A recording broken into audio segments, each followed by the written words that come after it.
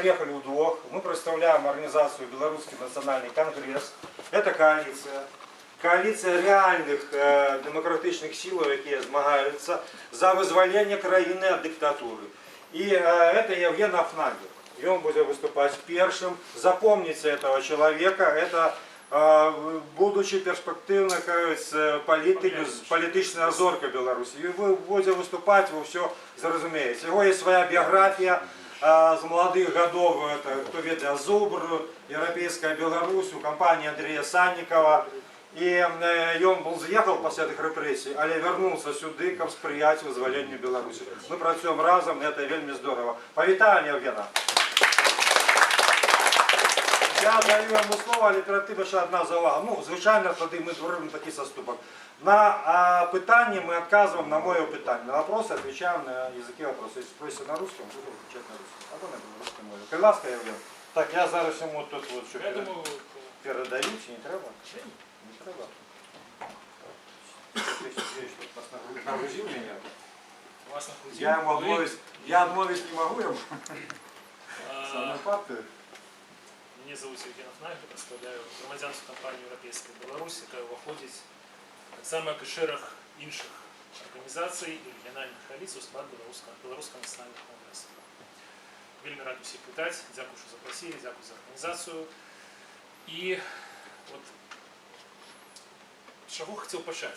Два питання, які прозвучали до зустрічі. Вельми важливе питання. Чому важных? Потому что мы объехали уже шмат городов, шалітые поездки, зустрічі ще у середині травня, можна ранее здається, да, десь у середині травня. І усюди це питання гучали. Але от з кожним новим населеним пунктом, з кожним райцентром, з кожним обласним центром, де ми були, відкази на це питання становилися все більш віддавочні. Питання було, чи готові люди змагатися, чи готові люди биться з диктатурою, ці готові люди перемагати Луку. Вельми просте питання. Ведаете, ну вот Миколай Викторович сказал уже, что я давно в оппозиции, давно бачу эту ситуацию снутри, звонку. В 2010 году, еще до початку президентской кампании, когда было несколько кандидатов, там был Немляев, Санников, Статкевич и іншие, мы так само ездили по краине. Так само были в разных городах, в невеликих, великих городах. И ведаете, тогда вот на такие встречи проходило 10-15 человек спочатку, до кампании, за 4-5 месяцев до выборов. Люди казали, ничего не отримается, никто не выйдет на площадь, все это дарма, диктатор до смерти будет и так далее. При гэтым тады былі заробкі $400-500 сярэднія. Зараз сярэднія заробкі, як у Бабруйску колькі? Сярэдні заробак. 500 толькі беларускіх. 500 рублёў. $1000. $1000, правда? Если посчитать... Ці это вы там в райвиконкамі працуеце. 100 Вот 500 рублёў, гэта, я думаю, реальная Не лічба. все даже получают. Не В основном 300. $100. 500 рублёў. Не 500, 500, сказал 500 рублёў. 500 это еще такая судовная. Вот. То же самое нам кажуть во всех городах. То есть там с Борисова люди ездят в Минск на працу, с Борши ездят в Минск на працу, с Молодежна на працу. Минск. Там, коли заробки $200, то это лічится, что... Добрый день. Добрый день, все нормально? Отлично. Коли заробки по $200, то это лічится, что як шансовало, то ну, там, на працу луткаваўся праз знаёмых ці праз сяброў. То есть зараз ситуация нашмат горш, экономичная ситуация нашмат горш, чым была в 2010 году. В 2010 году у нас амаль атрымалася перамагчы Луку. При тым, что тады, ну, не сказать, что большасць насельніцтва, подавляющая большасць была супраць диктатора. Зараз ситуация іншая. Вот ізноў жа 20 городов объехали, усюды, там кажуть, 80-90% супраць Лукашенко. Знайсці на вуліцы лукашыста, шчырага, ну, апрошу там двух пацанов, которые проходили зараз, да, з трох, немагчыма. То есть вот зараз ситуация такая, что ніколі в Беларуси такой ситуации не было. калі большасць насельніцтва, абсалютная большасць насельніцтва у той ці іншай ступені жадае змены ўлады. Ад, там, ну тут погляды розныя, ад просто росніка змены ўлады до того, што мы готовы за вілы брацца і скідаць яе. І людзей хвалюе одно пытанне. Як это зрабіць? Мы доўга думалі, ёсць досвед сумеснай, супольнай адмены дэкрэта нумар 3 колішняга, который был в 2017 году. Тут у вас люди выходзілі, в Мінску выходзілі. То есть это была перамога. Ёсць досвед іншых справаў, так, которые рабілі разам. І у нас ёсць план, як змяніць уладу на працягу 2 год, максимум 2 год. Ён прывязаны 10 до прэзідэнцкіх выбараў, магчыма, ён не будзе звязаны з прэзідэнцкімі выбарамі, але у нас то план ёсць. Вот это вот, я хочу, чтобы все пошли. У нас ёсць реальный план, як змяніць ситуацию в ближайший час. Чаму это важно зрабіць у ближайший час? Потому что ёсць праблема нашего суседа, проблема России, проблема Путина, который хочет, который по-іншаму уже не может. Ему трэба быть президентом пажыццёва. Інакш просто его забьют и посадят.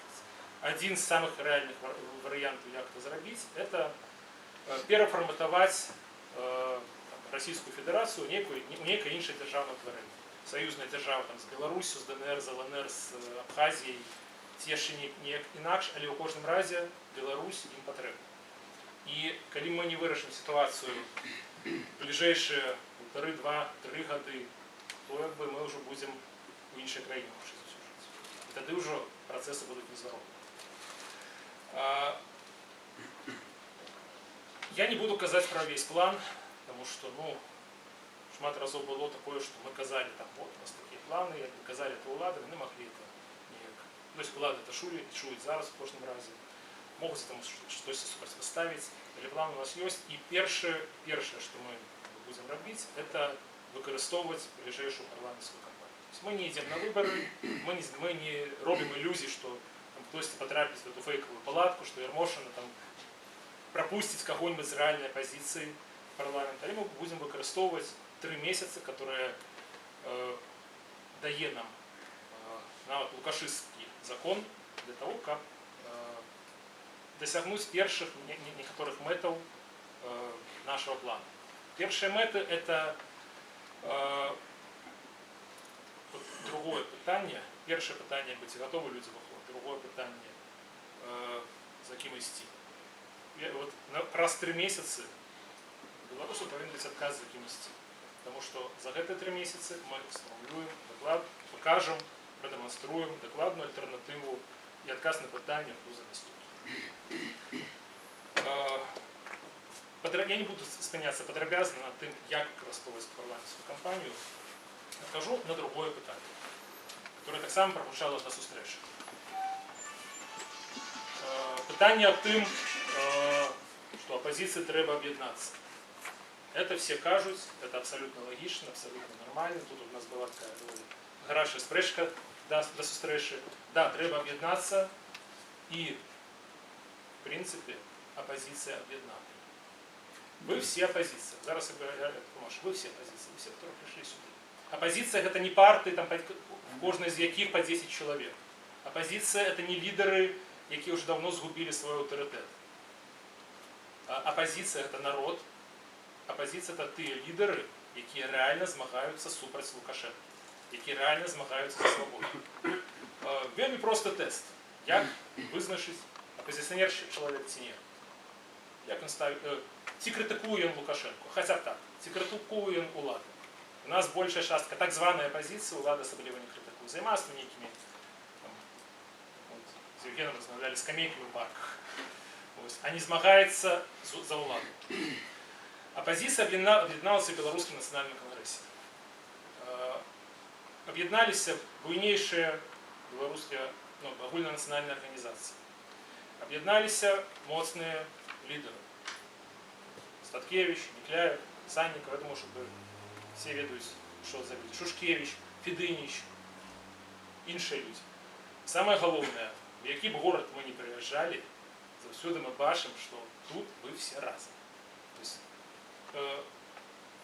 может быть, тут есть люди из разных организаций, из разных партий, але тут вы все разные. И вот этот досвід мы в Белорусском национальном конгрессе в принципе выкористали для того, как сформовать, об'єднати реальну опозицію. Тому що завсёды будуть некие групповки, которые там будут сказать, мы так само оппозиция, але мы не з ними. Об'єдновує дії, об'єдновує змагання, об'єдновують перемоги. Колись ми разом змогли відмінити декрет номер 3. Яшчэ ранее оппозиция добилась того, что Беларусь осталась незалежной державой. Мы могли сгубить незалежность еще в конце 90-х. Зробили. Не згубили. І зараз так само оппозиция об'єднається в дії. Мы сказали, я сказал нашу мету. Мы зменим уладу на протягу 2 год. Коли хтось яшчэ з тих, хто ще не до конца об'єднався, не долучився до гэтага і хоче поробити, в дзеянні опозиція об'єднається. В принципі, вона вже зараз, я лишу, що вона зараз об'єднана, бачу, що не всі згодні. Хто об'єдновують мети, об'єдновує агульна мета. Коли мета перемога над диктатурою, тоді все нормально. Я вже більше кажу, чим хотів казати. Просто, я хотів казати про інші речі, але от почув питання, які задавали перед зустрічю і вирішив почати їх. Зараз я пропоную послухати Миколая Вікторовича, а потім ми відкажемо на всі питання, які є. В тому ліку і по стратегії, і по тим, що ми плануємо робити. Домовились? Николай Статкевич.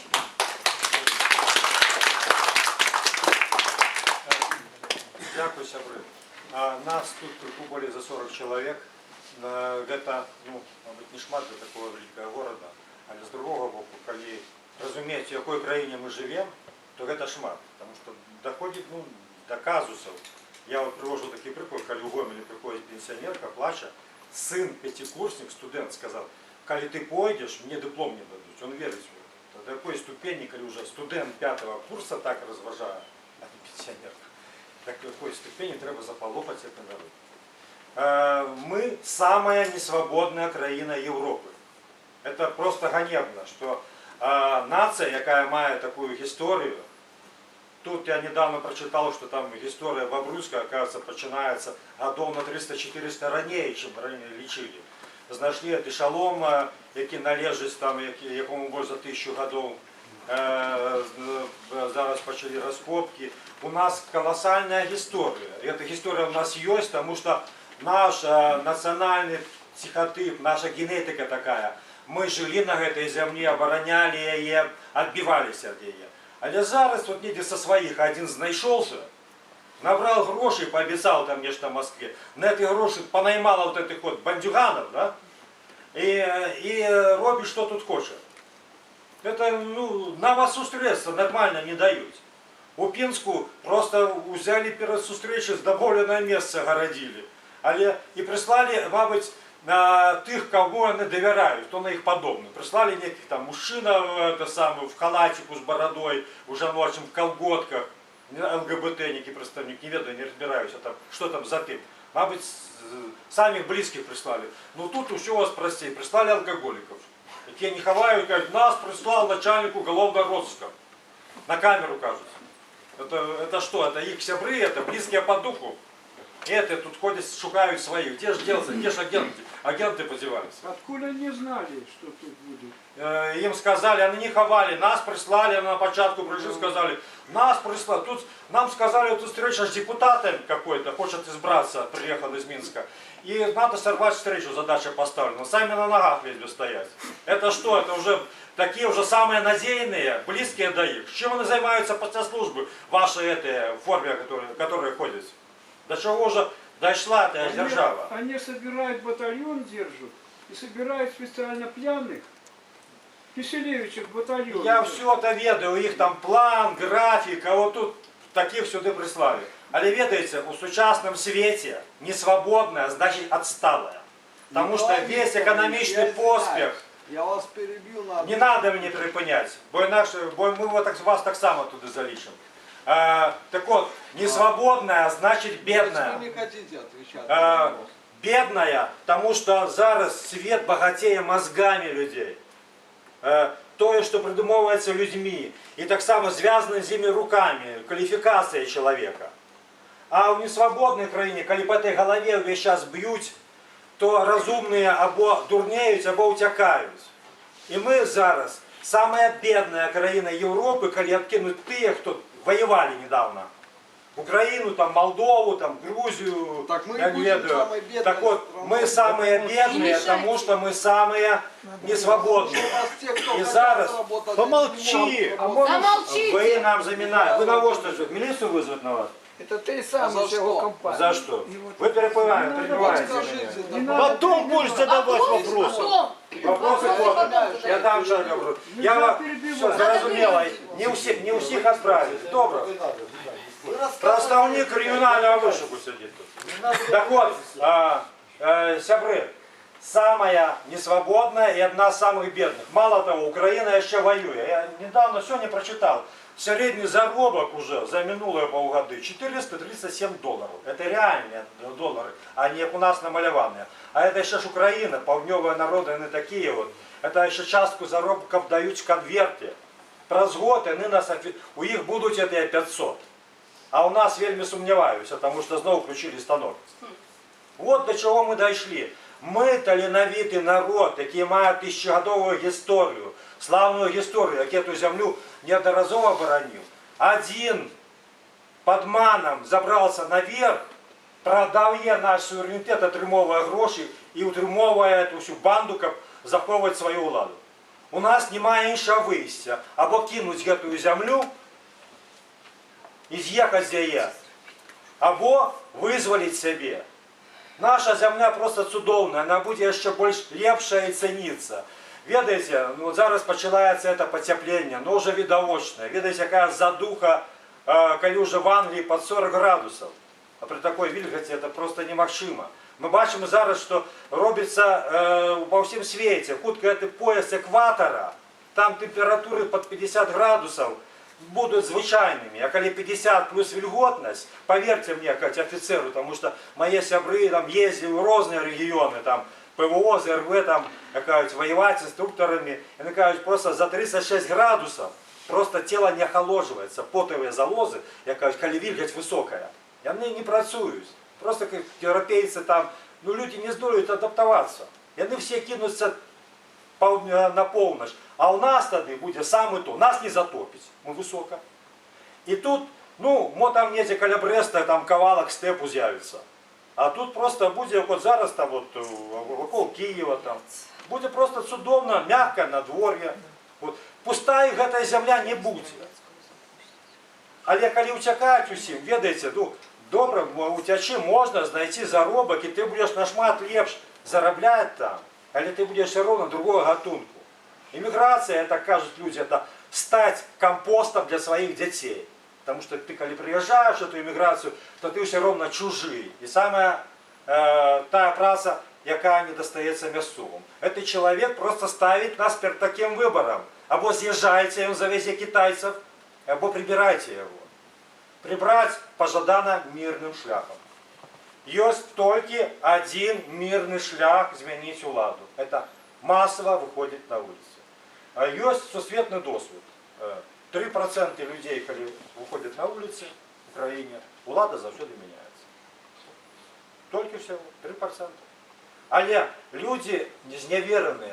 Головна перемога Лукашенка над народом тим, що він переконав народ, що його змінити нельзя. Насамрэч, все вельми просто, 3%. Вельми важно, как вы поверили в это. Мы створаем машинность, мы выходим на улицы, мы показываем приклад. Есть периоды, когда люди поднимаются. В 17-м году было эти дармоедские протесты. Есть, ну это затухая. Мы не впадаем в розпач, поведаем, это завсёды вот так вот идет. Мы просто чекаем, поки люди зрозуміють. Ну плюс паралельно йде ще один процес. Лукашенко чомусь думав, що Москва його кормить просто так. От він говорить про об'єднання, там, ну, кажуть, танна нафта і газ в обмін на поцілунки. І він чомусь думав, що це все халява. Ну, ведаеце, от свиня так само гадуе свинью, яна думае, што яе корміць гаспадар толькі выключна таму, што ён выключны свінолюб. Вот он просто вот закаханы у свиней, за так эту свинью кормится. А потом сало подрастает, приходит уже ты господар там, каже, ну что, сало выросло, мои все свежины просят, корм уже скончился. Ну и что, пора и тягня, то веда войсковое слово, швайку за халяву. И все. И вот зараз Путин тягне швайку за халяву. Пора. Вот. Але яшчэ неяк так по-гуманнаму все эти дотации на 5 год, за 5 год закручивать поступово. Еще выбор дают. Ну или да, або давай это самое, сдавайся, долучайся, або мы просто, ну, як усім газ і нафту продавать. Другі б щасливий був би. Стільки год халяву отримував, а зараз за 5 год можна економіку подрихтувати, реформу зробити. Але старшиня Колгаса не разумеє і не хоче розуміти і боїться, що таке економічна реформа. Что такое дать свободу людям, зараблять, працавать, думать, выбирать. И он не хочет диалогом с громадством. Вот улада это. И он хворый на уладу просто. Он боится ее сгубить. Такая ситуация. Ну что ж, коли там крыху еще пару поворотов закрутить, праз год-два змены будут уся ровно. Все повалится. Я мог бы сдаваться, идти диктатором автономии российской, ну, как Кадыров сидит у Чечни, або порвуть. Вот. І він пойде в этой автономії. Але я думаю, що нам треба щось зрозуміти, нам треба міняти ситуацію. Ну, Белорусский национальный конгресс пропонував мене кандидатом в президенти. Я хочу одразу сказати, депутати розуміємо, що білоруські вибори – єдині вибори в Європі, де не лічать бюлетені. Навіть робить вигляд, навіть така ось не закидують бюлетені, хоча закидують, вони просто пишуть готові протоколи. Сидять, стоять эти наставницы з одної школи, і вони підписали пустий протокол уже за тиждень. І роблять тільки вигляд. Ніде такого нема. В Африці вибори, садись, эта комісія, всі чорні, беруть кожний бюлетень і всім назиральникам показують і кладуть туди. А у нас закрилися задницями, шамотять, а это, які приходили в формі. Не підходіть ближе 5 метрів, иначе арестовым уводим. Это что, выборы? Вот такое у нас. Вот, але, ну, абсолютно, да, забрали и повели. Але мое вилучення не про вибори. Але просто это есть процедуры певные выборы, есть можливості. Ну, на пикеты можно збиратися на улицах, на мітинги можно виборчо збиратися. Інакше, ну просто 2 чоловіки, як Боже, двух не збиратися. Мне уже недавно весту за молитву, заклик до молитвы посадили на 15 суток. Не дают выйти из дома. Целая кодла, там это приватный сектор бедный, там это же соседи там в жаху, там эти автобусами заставить. И тыдень чакают, покуль я выйду за ворота. Там старенький дом, кружонки, кажуть. Ну добре, хоть в сад ездить погулять. Настолько боятся. Поломали крыжи у Куропата на Великий пост. Я людей до молитвы закликал, как даровал к нам, что дозволили это. 15 суток навіть за это. А выборы так званые, які б вони не були, вони дають нам можливість зібратися разом. Я думаю, что мы зробимо все, как тут был кандидат тут на эти, типа парламентские, и на улице поставить пикет в центре города, и мы приедем туда, и будем размовлять уже просто на улице, бо люди боятся идти в помешкание, боятся. Это тут нас, я кажу, кроху больше за 40 человек, или это самые, может быть, мужные люди города. Вот. А там будет больше. Полядем чего, дамо людям можливість. Вот это наша мета. И президентские выборы. Там оговорка навіть іде про то, что у меня типа судимость. Меня Лукашенко, вот я вызвали в 15-м году, когда там отсидел черговые 5 лет, черговые 5 год после президентских выборов, за то, что хотел спынить его злочинство, за то, что он хотел снова незаконно застаться во владе. Самый законопослухмяный человек, я спробовал это спынить мирно. Я отримал 6 год, 5 отсидел, 2 крыты, как вы разумеете, молодой человек, что это такое. Там уже только дустом не спробовали, как подписал заяву о помиловании. Не дочекался. Санкции, почал гублять гроши. По моих подликах за эти 5 год он сгубил несколько миллиардов долларов. Потому что американцы праз Минвин перекрыли каналы, праз якіх нафтадаляры, якія зарабляла типа Беларусь, перакидываліся на яго прыватныя рахункі па ўсім свеце. Вот, долго трымался. 2 миллиарда минимум сгубил, выпустил. Вот такие, але мне 8 год судимости. Я сумленный человек. Кто? Я лечу злочинцем Лукашенко. Я сумленный человек. Я оборонил закон, правы людей. Але гэты 8 год нават у выборах нельга быть кандидатом в Госсовет депутаты. Але добра, гэта дае мне мажлівасць і права, таму мяне і вылучылі пачаць эту кампанію зараз, за свае правы, за правы людзей. По Конституцыі, дарэчы, ніякіх абмежаванняў няма, але он придумал такі закон парушэння Конституцыі, а павінна дзейнічаць тады Конституцыя, калі супярэчнасць. Гэта не это права пазбавіць. І восенню я уже пачынаю эту кампанію за свае правы вылучацца, за ваши правы выбіраць, каб вы маглі выбраць сваю лепшую будучыню. Калі мы дазволім Лукашенко, як ён хоча, выбіраць сабе кандыдатаў на выбарах, сапернікаў, як было ў 15-м годзе, то нам няма на што разлічваць на этой зямлі. Вось такія мэты і такія задачы. Моя функция не стать там президентом и так далее, набраться до влады. Моя задача, моя миссия моих сябров и партнеров вернуть народу свободу, вернуть сапраўдныя выборы. Как выбирали, кого захочет. Там вот, олигарх был, потом клоун. Захочет народ олигарха, обяре. Захочет поменять его на клоуна, его право. Люди выбирают. Ранее ці позднее научатся выбирать. Без этого краина не будет рухаться, не будет свободы, не будет экономично. Мы проиграем сусветную экономику, не будет ничего в экономице. Уже проиграли. Мы еще можем догнать. У нас нация с высоким интеллектом, нация, якая поважає, любить эдукацию. Нация, где люди на кожні копейки дают высшую эдукацию своим детям. У нас есть шансы.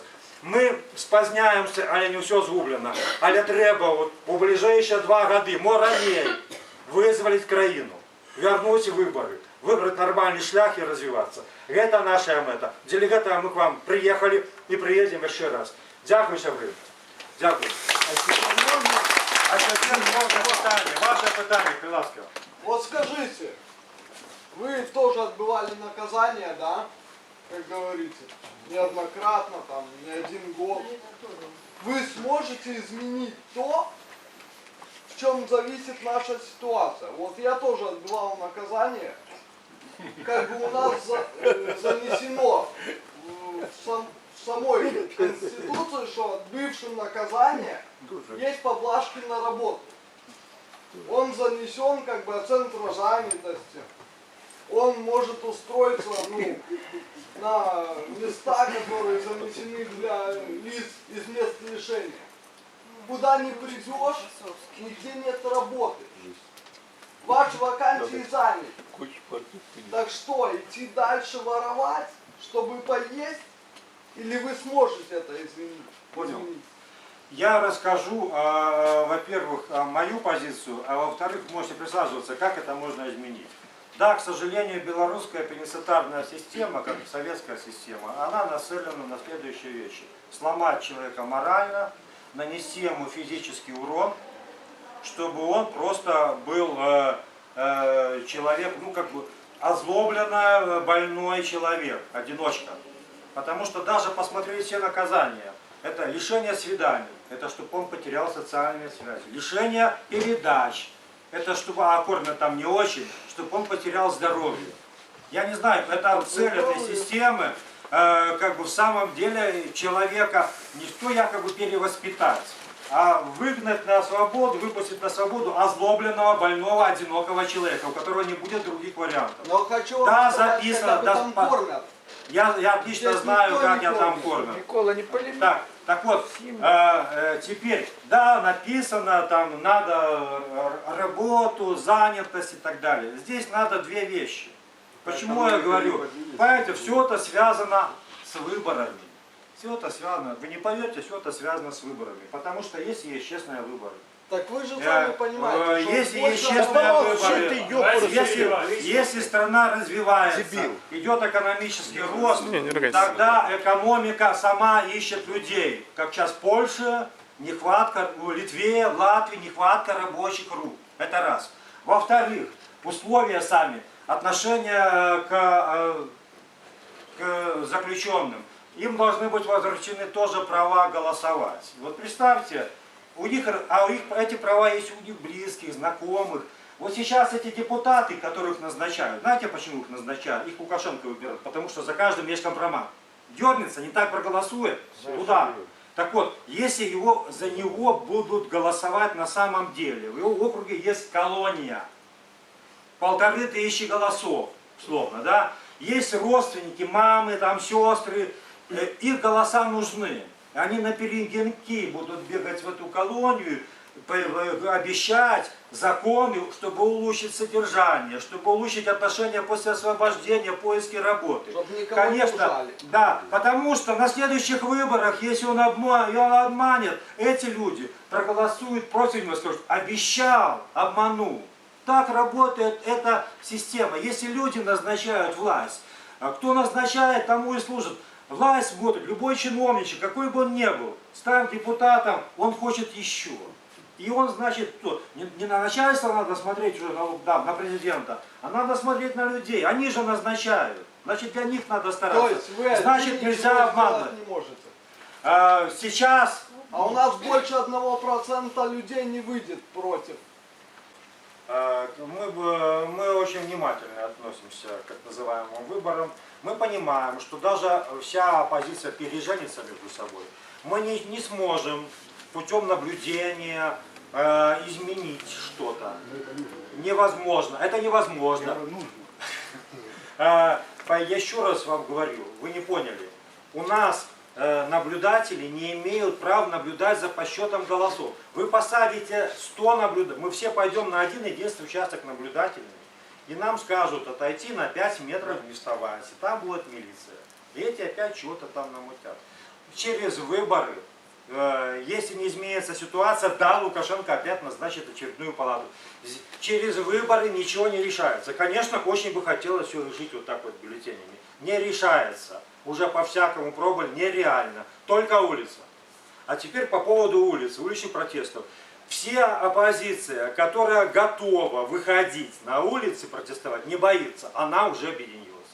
Но люди разные, некоторые не готовы. Понимаете, в этом есть объективные даже факторы. Во-вторых, есть такой объективный фактор, когда зарегистрированные партии там, имеют офисы, там, они не хотят потерять регистрацию. А есть человеческий субъективный фактор. Потому что люди устали, потому что страшно, потому что рано или поздно оппозиционный лидер оказывается перед выбором. Или ты начинаешь, да, или не на 15 суток, а на годы, долгие годы. И не все, это может быть сильные люди, достойные, но они, дойдя до этого, это кем надо быть, поверьте, это сложно перейти это так. Поэтому я думаю, но знаете, мы все, я думаю, все оппозиция, мы все, народ оппозиция, мы сейчас в оппозиции 80% минимум. Мы все, я думаю, едины в одном. Мы хотим, чтобы Лукашенко ушел, чтобы это было мирно, и мы хотим себе свободы, нормальной жизни и независимости. Теперь, скажем так, это неправильно, что мы что-то там будем ждать, каких-то выборов. Я могу согласиться с вами, 2 лет у нас нет. Я думаю, что этот вопрос надо решать в следующей осени, это край. Все, край. Вот. Но мы будем пробовать, я приду к вам, поднимайте своих знакомых. Это же будет легальный пикет по сбору подписей или агитации в центре Бобруйска, приходите. Если вас там придет 1000, знаете, какой-то будет сигнал. Вот. Еще, по поводу, тут звучали вопросы, что белорусы проголосуют против независимости. Не думаю, что проголосуют, но с другой стороны Лукашенко отлично сделает любые результаты референдума, мы это знаем. Но я просто, и всегда, да, есть тоже вариант, что Россия и без этого мешается, без референдума, когда мы отстраним от власти. Но я просто многократно предупреждал российских политиков, потому что там моя партия входит в международную организацию, и там я их вижу, я говорю с ними, там Миронова приезжает, он там начальник избирательного штаба Путина. Да. Я говорю, что мы Мы никуда не ведем, там, ни в НАТО, ни в ЕС. Мы хотим просто честных выборов. Люди проголосуют, парламент изберут, и парламент будет решать. А я думаю, любой избранный парламент захочет иметь хорошие отношения с Западом, восстановить и иметь хорошие отношения с Россией. Но не за счет независимости. Но я говорю им, но если вы попробуете влезть, когда мы будем убирать Лукашенко, имейте в виду, что у нас 2000 километров границ с Украиной, 1000 и НАТО. Откуда может прийти помощь? Да. И на одного партизана надо сколько, как люди военные должны знать, если есть помощь открытая, да, материально 80 солдат на одного, чтобы задавить партизанское движение. А по последним социологическим опросам 2015 года, более свежей социологии нету, потому что запретил, разогнал Лукашенко эти все соцслужбы. 17% мужчин белорусских, ну, человек, кто, как правило, молодые мужчины. Это 1 миллион человек, 17%. Заявляют, что будут с оружием в руках противостоять агрессии. Да это более чем достаточно, чтобы не лезть. Вот. Но главное решить вопрос. Он решается только через улицу. И все, кто понимает это, вся оппозиция понимает, но этого мало. Те готовы выходить и рисковать. Они все вместе. Кто не готов, ну, я думаю, они присоединятся, когда мы будем побеждать. Пожалуйста. Я хотел добавить просто. Вот я понимаю, вы как лидер своей партии, гражданская партия, северинцы, вот тоже выставляет свою кандидатуру. Почему не объединиться? Будет выставлять свою кандидатуру в президенты. Гражданская партия, почему вам не объединиться и не единым фронтом подойти к народу, который слушает вас, Я за. уважает вас, слушает вас? Нет, ну почему? Давайте я отвечу, как человек, который не выставляет свою И кандидатуру. почему такое происходит у нас? Почему нельзя договориться лидером, там 50 человек? Знаете, давайте, я уже отвечал до встречи на этот вопрос, отвечу еще раз. Мы полгода их уговаривали. Полгода. У нас же БНК на равных. Знаете почему? Страшно. Стать со мной рядом, быть как я, как он. Это неправда. А какие аргументы могут быть у страха? Рисковать, посадить, а могут и убить. Мне жалко. Жалко. Нет, Но вы знаете, что... Немецкого жалко, который 1,5 года... Вы знаете, вы много задаете вопросы, я все-таки давайте отвечу. Но есть объединенная оппозиция. Но я просто напомню, с 10 по 15 год я сидел в центре Минска, ни одного митинга оппозиции не было. А сейчас вот мы собрались, Евгений вернулся, вот собрали, мы готовы. Все, кто может, объединились. Не надо муляжи трогать, забудьте вы. Они ничего не дадут. Я напомню вот ситуацию, которая была в январе 2017 года. Так? Тогда, сейчас, секундочку. Ваше питання, потім... Всем ответим. Потім ваша, потім... Ваша, Вы да, больше сколько? даруйте, черга у нас. Я постараюсь. Январь 2017 года. Тоже там, ну, когда вот начиналось в обществе обсуждение закона тунеядцев, декрета тунеядцев. Начинали там СМИ говорить, что вот, оппозиция разъединена, никак не договорятся, ничего. А потом бах, в Минске 5000 человек выходит. В Бобруйске, наверное, впервые за сколько лет, когда у вас были такие акции? Сколько? 1000 вышло? Больше, 2500. И кто, 700 человек. и кто, и теперь вопрос, кто есть оппозиция? Оппозиция это вы, понимаете, это народ оппозиция. Перестаньте кивать на оппозиционных лидеров. Не важно даже на кого. Объединились, а мы не Лебедев, виноваты. Статкевич, А мы белые Северинец, да. пушистые. Да? Вы оппозиция, мы все оппозиция, понимаете? Вы вот, вас здесь 40 человек. Создавайте организацию, собирайте людей, делайте так, чтобы у вас было 400 человек через 2 месяца. Уже Вот она оппозиция. И вот оппозиция, понимаете? Не нужно ждать, пока из Минска приедут там какие-то лидеры и что-то за вас сделают. Делайте сами. Готовьте протесты, готовьтесь в нужный момент приезжать в Минск, приезжать на площадь, чтобы там было не каких там жалких 70 тысяч человек, а 300 тысяч человек, понимаете? Если с каждого города приедут люди, будет так. Заготавливайте продукты, ищите бензин, ищите автомобили, ищите, где печатать продукцию. Не ждите, когда вот за вас кто-то что-то сделает из Минска. В регионах, в каждом городе, Минск Лукашенко чуть-чуть прикормил. Он там где-то подвысил зарплаты, да. Настроение за кольцевой дорогой Минска намного радикальнее, намного как бы более серьезно, понимаете? Поэтому не кивайте на Минск, а делайте сами. В Орше в 2017 году вышел 1% населения. Никогда в Беларуси такого нигде не было. В 2017 году в Орше 1% где-то уже. Надо еще 1%. 3. Еще 2 осталось. 1000 человек. В Орше 100 тысяч, вышло 1000 человек. Это 1%. Это самая массовая, как бы, в общем-то, акция была, получается. И вот ответ на ваш вопрос. Дякую. Давайте Будь ласка, ваше все питання. потом как бы еще Так. общаться. Я, значит, Гоголь Николай Очень приятно. Дмитриевич. Отец мой был родной племянник Николая Васильевича Гоголя. Все данные есть такое. Понял. Что Ваш творилось, вопрос в чем? Я вам покажу, что... Не надо. Вопрос. Я здесь не посмотреть, я здесь отвечать на вопросы. Вопрос ваш. Значит, отец мой... Не, вопрос ваш. Ну, я буду рассказывать, что... Не надо рассказывать. Задайте вопрос. Не, ну, Если вы не давайте готовы, детей. то я дам другому. Хорошо? Подготовьтесь. Напишите вопрос. Хорошо? Пожалуйста, тогда. Вот, вот, Да, Михаил. Да, вопрос. Нет, ваш вопрос. тогда. так, вот тут давайте очередность. Да, что будет решать. Да, Шла первая. Нет, пускай я... А не получится все как в 2010 году. То есть, если люди выйдут, провокация, там, битые витрины, куча этих как их, космонавтов, автозаки, и все это дело потухает. Обязательно будет так. Ну, вы знаете, я отвечу на этот В вопрос 2010 так. году же поднялись люди. У нас около 200 тысяч правоохранителей, так называемых. Они охраняют, на самом деле, одного человека от народа. И это колоссальные деньги на их содержание. Сейчас денег все меньше и меньше. А недавно я прочитал в Америке, у одного там 18 собак дома было. Да, наверное, он их не покормил. Его не нашли.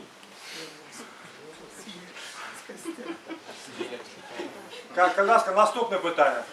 Казаска, ваше питання. Мне питание такое, вам не кажется, что просто Беларусь банкротится? Россия, применяя многоходовочку знаменитую, АБшную, то есть высасываются кредитами, процентами, ставится на колени, а банкрота чопника берет потом. Абсолютно сознательно. Для того и кормили, чтобы не развивали экономику, создавали условия. Типа, Когда-то было, что Да. в Беларуси российские Да. цукерки были, и Да, вся страна, да, это не сознательно. Это же, да, это свинья думает, что ее хозяин просто свинолюб, да. А эти сознательно приучали, что потом, хоп, счет, да. Но, если начинать делать реформы, вот, ну это оценки экономистов, я тоже, мы этом разбирались, удвоить валовый продукт за 3 года. Вполне реально. Сократить расходы на эту всю банду, дать свободу, притянуть инвестиции, независимость суда, Питание права такое, собственности. не попросится ли сам народ, доведенный до галечи, под более сильно... Я думаю, что народ это такая разная вещь, это раз. А во-вторых, люди тоже видят, что там в России у них 7 лет доходы падают. Там уже видят, что зарабатывать там стало сложнее, они уже в другую сторону начинают ездить. Так что, да, нас банкротят, а Лукашенко боится делать реформы, потому что реформы в экономике это свобода для людей, экономическая свобода. Поэтому, поэтому эта политика приведет к тому, что 200 тысяч правоохранителей типа будут голодными. Ну, это не 18 собак, конечно, это может быть похуже. Это хуже. Да. Кальнаска, Вот наступная. хотели там испытания. Николай Викторович, я хочу к вам, потому что вы как будущий баллотировал события президента, я хочу спросить вас вот что. Ну, все как бы размышляем мы о свободе, да? Но для простого человека, я почему это знаю, в 2016 году баллотировался, это у меня один был пункт, система временной оценки. И самое интересное, она волновала не просто там, она волновала всех. Вот этот закон доступных цен, которому, ну не надо там уровень зарплат, есть доступная цена. Сегодня она свободная, завтра упала, чтобы каждая социальная группа могла себе купить. От этого будет товарооборот и будет экономика развиваться. Просто так она развиваться не будет, когда придем в магазине, посмотрели, облизнулись и пошли. На сегодняшний момент все предложения во власть одни отписки. То есть я фактически в том мнении, что им это не надо, вообще доступные цены. Их это устраивает. Вот такая цена, каждый раз она увеличивается с ростом зарплат и тому подобное. И мой вопрос какой? Как вы думаете, потребкооперация, она как структура и не коммерческая, и не государственная, она даже в советские времена была такой структурой, чисто индивидуальная, именно народная. Она она на сегодняшний день сможет сделать вот эту доступную цену? Вы знаете, реально ее уже практически ровный кут остался, да? Это реально, Да, потому да, что это ей уже никто это не система. Но еще, да, я давайте отвечу на ваш вопрос. Да, власти невыгодна такая система. Я, извините, уже как, по-моему, это в Польше обсуждается такой закон, чтобы продукция уже, которая там, ну, на подходе к сроку годности, а ее запретить выбрасывать, а раздавать бесплатно. Вот. Да, это уже делается. Но Срок вопрос, годности, это срок годности, да, это уже не но нужно. вопрос в том, во-первых, в развитии экономики страны, в достатке. Это вопрос свободы. Это вопрос экономической свободы, потому что несвободные страны бедные. Будет экономическая свобода, будет богатая страна, будут деньги. Вы меня перебиваете, извините. Вы меня перебиваете. Вы задали вопрос, дайте мне на ответить. Да. И дальше. Я думаю, что это самое главное и основное, потому что если экономика падает, что-то заставить владельца магазина что-то отдать очень сложно. Но здесь даже если экономика не падает у нас, там Россия что-то подбросила, здесь у нас торговые сети, они делятся, они платят откаты. Вот. И понятно, что кто получает эти откаты, заинтересован, чтобы их было как можно больше, а получает их известно кто. Нет, так вы как Так вот. человек сможете что-то? Цены рынок формирует. Цены формирует рынок, еще раз там. А это все Заставить, если вы никогда не заставите. Операцию вы как рассматриваете? Да никак, она извините, ляснула. Она уже на умирании. Я понимаю, вам жалко моей программы, но я говорю, почему это невозможно сейчас, даже принять этот закон о том, что о раздаче этих продуктов населению. И что для этого надо сделать? Все упирается в экономическую свободу. Казахское ваше питание. Скажите, пожалуйста, Николай Викторович, вопрос, который, наблюдая то, что происходит на Украине, то, что происходит в Польше, эти страны, получив, скажем так, свободу, сейчас страдают в большей мере от, тут прозвучала такая фраза, от организованного меньшинства. Сегодня мы видим, что в Польше просто город за городом проходят гей-парады, да, то есть и поляки от этого, не знают, куда ховаться от этого. Украина, реально проблема. Смотрите, Польша вошла в 2004 году, она вошла в Евросоюз, первый гей-парад в Варшаве. Тихо, дайте задать питание. Дайте задать питание. Так. 2005 год, первый гей-парад в Варшаве. Украина, условно говоря, Я понял. На то же самое пошли гей-парады. В Вильнюсе был недавно. Нет, я говорю как отец, да, то есть я волнуюсь. экономика Польши. Позвольте, Дайте задать питание. позвольте. Это будет лучше. Так. Вопрос такой, да, то есть есть ли выход, да, то есть наша страна становится на европейские рельсы, это видно невооруженным взглядом. Есть ли выход войти в Европу без ЛГБТ? Ваше личное отношение как военного, да, то есть... Хорошо, я отвечу на вопрос. Во-первых, я хотел просто вначале обратить ваше внимание, что в 90-м году валовый внутренний продукт Польши на душу населения был меньше, чем в Беларуси. Сейчас он 3 раза больше. Ну это ладно, это просто в стороне. Теперь о этой теме. Я считаю, что кто как и с кем занимается сексом, это их дело. Но парады. Извините, я закончу. Да, я отвечу целиком на ваш вопрос. Это, в общем-то, дело каждого человека. Государство и соседи не должны лезть в постель. Главное, чтобы по согласию и никому во вред не было. Да. Конечно, с другой стороны, меня, как человека, который озабочен судьбой государства, меня волнует фактор уменьшения рождаемости в Беларуси. И понятно, что люди, сексуальное меньшинство, они они в этих браках, они детей не рождают. Да, и это тоже влияет на это. И понятно, что любое меньшинство организованное хочет расширить свое влияние, пропагандировать свой образ жизни. Это тоже понятно. Но представители ЛГБТ, их никуда не надо девать, они всегда были здесь. Всегда. Знали, вы видели об этом или нет, они всегда были. И это наши граждане с такими же конституционными правами. И теперь надо как-то подумать, как совместить их права, чтобы тут их никто не собирался там, да, выгнать и так далее. Ну, в том числе, скажем так, вот с нашей проблемой уменьшения рождаемости. Я думаю, что, ну, скажем так, ну, надо предоставить, наверное, все-таки нам ничего не остается другого в свободной стране, потому что если мы начинаем ограничивать другие права, то будут ограничены неизбежно рано или поздно политически. Ну, надо предоставить возможность дискуссии, чтобы дискуссия не была в одни ворота. Чтобы, пусть, если они говорят о своем, ну что ж, надо дать возможность говорить людям тоже о своем. То есть вы за ЛГБТ? Я нет. Все начинается права человека. Права человека. Еще раз, я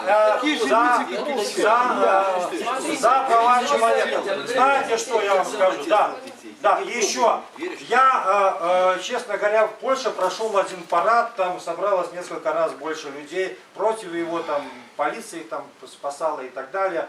Я все-таки считаю, что государство должно поддерживать двуполую семью, чтобы, да, ну, наверное, скажем так, стимулировать рождаемость и так далее. Но ущемлять в чем-то людей, которых там выбрали другой путь, я бы не стал. Меня мало что, знаете, что особенно волнует? Я никак вот не пойму вот это вот выражение вот геро, поэты, страх перед этими парадами, потому что у меня такое вот ощущение, что боятся это люди, которые где-то в подсознании, возможно, сами склонны к этим вещам. Меня это совершенно по барабану. Я когда это вижу, честно говоря, скажу так вот, ну, жены нету, думаю так, блин, столько девочек освобождаются, без парней. Но иногда мне кажется, что на этом зациклены люди, которые вот после того держат себя, думают, увижу это все и побежу присоединяться к ним. Меня это не волнует. Но, конечно, меня волнует другое. Что сейчас на Западе дискуссия только в одну сторону. Это должна быть предоставлена возможность оппонировать им. Оппонировать, конечно, не говоря, что это все неполноценно, их надо там убить, лечить и так далее. Но оппонировать, говорить, что в другую позицию. И никто не должен называть, клеймить и ущемлять людей, которые выступают, пропагандируют традиционные семейные ценности, тем более называть их гомофобами, какой-то отказ, ответственности. Что... Здесь перегиб есть, конечно, я с вами согласен. Да. Но страха перед гей-парадами, ну не понимаю. Знаете, мы ведь как бы не боремся за то, чтобы Беларусь пошла в Европу или пошла в НАТО. Мы боремся за возвращение выборов. Но мы говорим про европейский путь. Мы говорим в первую очередь про возвращение свободных выборов, чтобы нам дали право выбирать власть. Чтобы нам дали право выбирать, как будет жить наша страна, в первую очередь. Если народ решит так, значит так и будет. Если народ решит иначе, значит будет иначе. Давайте не будем решать весь народ, давайте как бы в первую очередь сделаем так, чтобы народ, его представители проголосуют. Понимаете? Это самое главное. Не важно, что я думаю. Не важно, думаю, что думает Николай Викторович, да? Николай Викторович, жены нет, но журналисты есть. Это не важно на самом деле. Даже не важно, что мы думаем. Важно, что думает большинство народа. Но большинство народа конкретно против этого. Мы не знаем, во-первых. Против, значит, на выборах депутаты проголосуют. Это первый момент. Это первый момент. Второй момент. Я 4 года жил и работал в Варшаве, я жил в центре города. Я ни разу не встретил вот парад. Каждый год. Ну, видимо, мы по разным местам. Их зациклены на них. То есть вопрос в том, что решать должен народ. Да. Все вопросы проблемы решать должен народ на честных, свободных, демократических выборах, референдумах и так далее. Так, тут все. Коляска ваша. У меня такое просто экономичное питание. Значит, ну, это тычется закона про дармоедов. Ну, я лічу сам, что это закон таки неправильный, что ось нельга всех там под один кредит. І ось так далі. Але ось я ніяк не можу розуміти таку річ. Ось я сам працюю доктором Бобруйської больниці. Ось, і мой налічений заробок складає щомісяць 1100 рублів. Тому щогод я плачу тільки подоходний податок державі. Так, ну, прикладно 1600 рублів щогод. И так само не только я, это все платят этот податок. Вот. Ну, суадносно, зразумела, со своими заробками, у кого які. Так, ну і ось спадар нагадував про ці події 17-го года, що так званих дармоедов хотели примусить, я коли не помиляюся, платить 300 рублів, так? Ось. Ну і люди там обурилися, почалися ось ці протести і все з цим зв'язано. Але яны користаються тим же усім, що і я. Їх діти навчаються з моїми в одній школі безплатно. Яны атрымліваюць на роўных умовах медычную дапамогу і гэтак далей. Так вось пытанне ў чым. Калі ім і, дарэчы, гэтыя так званыя дармаеды, большасць з іх працуе ў Польшчы, у Расіі, і яны зарабляюць больш за мяне. Шмат хто і ў разы больш за мяне. Пры гэтым яны адмовіліся плаціць гэтыя грошы. Так вось, калі ім можна не плаціць, а чаму я абавязаны? Чему мои коллеги так само обязаны, это ж не мало, правда? Бо мы разумеем, что ну, без податков нельзя. Это и пенсии старых людей, так? И шмат, еще якія социальные гаранты. Яны заробляют и 1000 и 1500 долларов. Доброе питання. Дуже Добре, дякую. цікаве Давайте питання. спробуємо Микола Сергійович, Я вот не хотел, как мне потлумачили.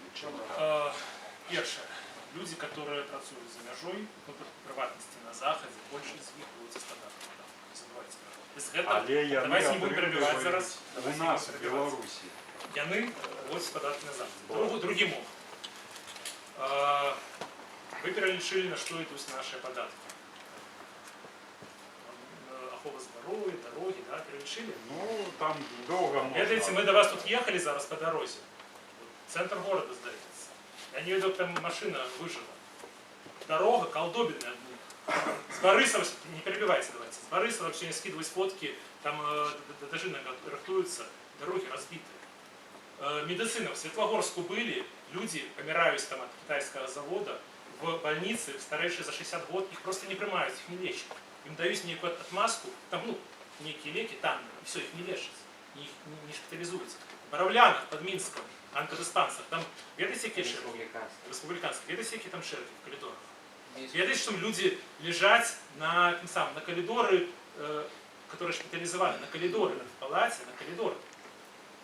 А еще поглядите іншую речь. Дрозды есть такие в Минску. Ведаете, микрорайончик, да, Веснянушка.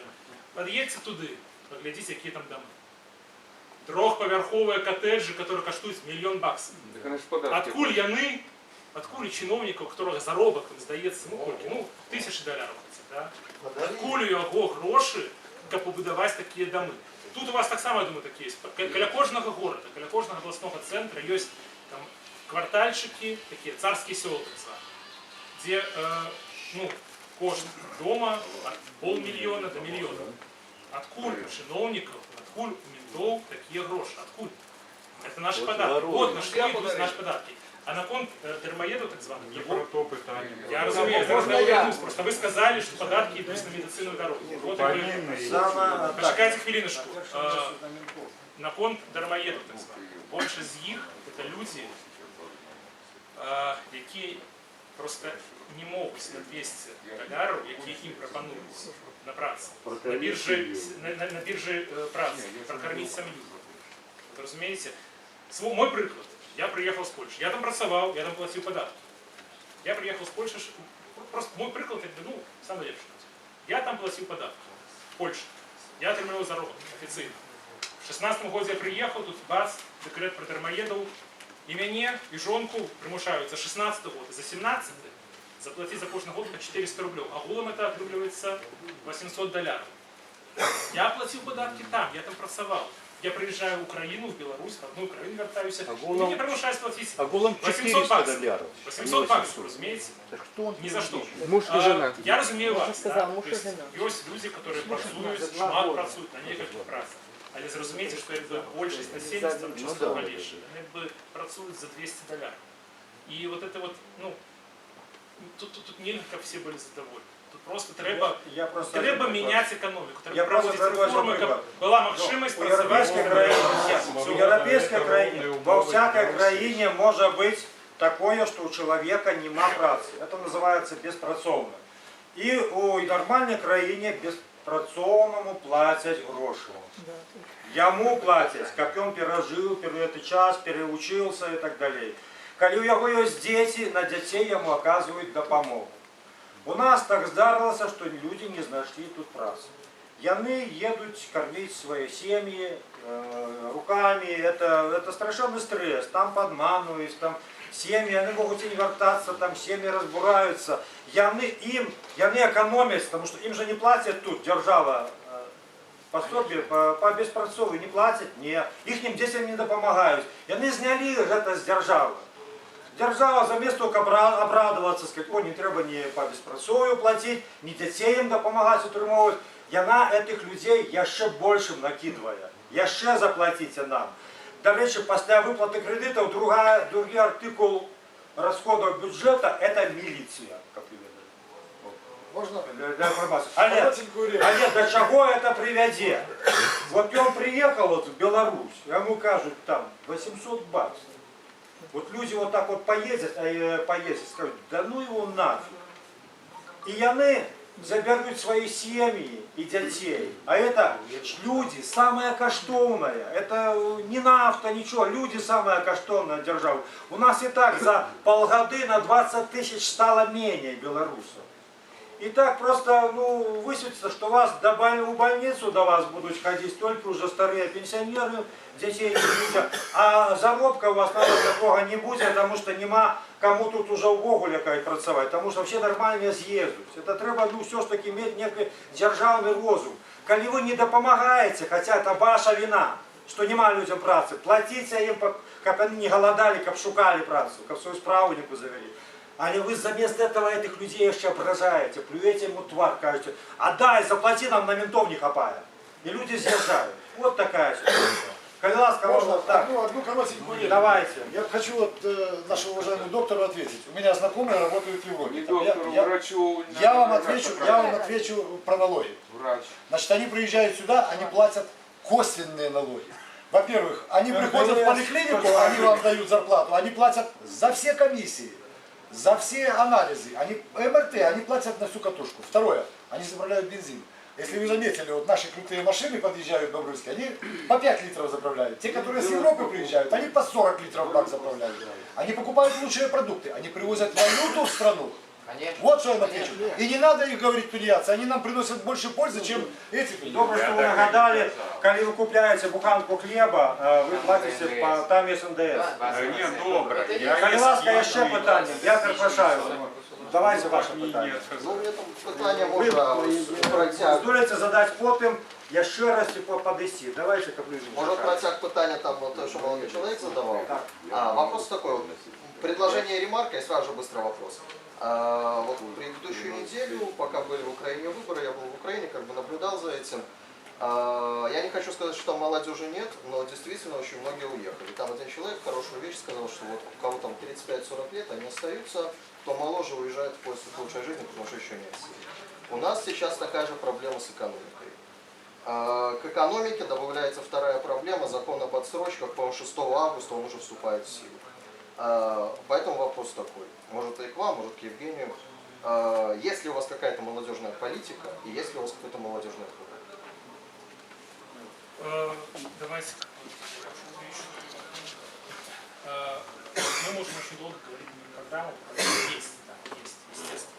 Сайт вода.орг. Тут как бы вопрос, важный момент, что вот проблемы это тунеядцы, закон об армии, естественно.